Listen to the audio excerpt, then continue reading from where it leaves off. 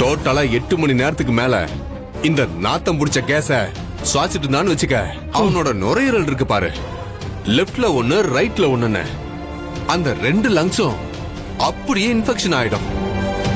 ஒரு asthma patient மாதிரி மூச்சு விடுறதுக்கே கஷ்டப்பட ஆரம்பிப்பான்.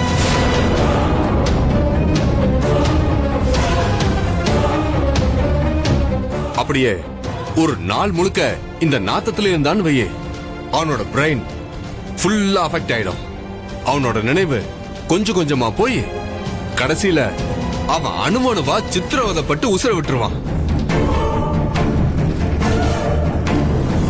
ரகுபதி, நீ சொல்றத கேட்கும் போதே எனக்கு ரொம்ப பயமா இருக்கு.